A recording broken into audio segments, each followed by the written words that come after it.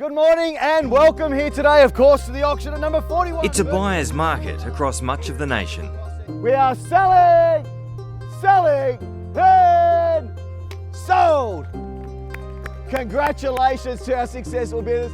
This woman won over 5 other bidders to purchase this Melbourne home for just $18,000 above the reserve price. And congratulations. Well done. Thank you. Well, now it's time for you to come on in. Prices in this city are down 1.6% compared to 5 years ago. The buyers are there, limited buyers. There's a bit of a hesitancy in the marketplace, especially with the borrowing capacity, but first home buyers are still bidding strong. Across the country, about 1 in 2 homes are going under the hammer. Values fell 0.7% in July, the largest monthly decline since December 2022. But prices are still up 5% over the year.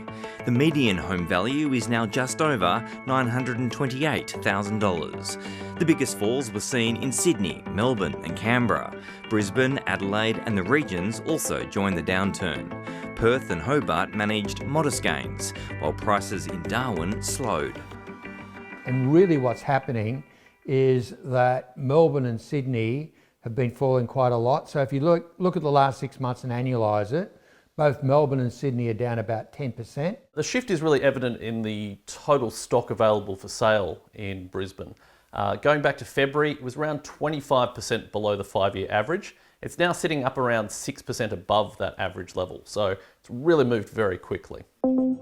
Cotality's Gerard Berg says higher interest rates and government tax changes are pulling prices down. It is continuing to have an effect because these policy shifts can take time for people to really process the change and consider what's happening. Byron Dempsey's just sold one of his 2 investment properties in Sydney. So it's been a real tough market selling that property. He says it took 3 months to sell. I wanted to get rid of it because of my own financial reasons. I was happy to just break even with what I paid for it in August this time last year, so about a year ago. And we ended up selling it for a bit of a loss. Cotality data shows that profits from sales hit a 20-year high at the end of last year, with a median windfall of roughly $360,000. From here, property gains and losses depends, analysts say, on the direction of interest rates and whether homeowners stay in work. That's the sort of point at which being able to service a mortgage going forward becomes so much harder and brings a lot more forced sales onto the market that then adds further downside pressure. By the end of this year, total house prices will probably be flat relative to where they were in December last year. Sydney, Melbourne might recover a bit more, but I think the rest of Australia will come down to where Sydney and Melbourne essentially are now.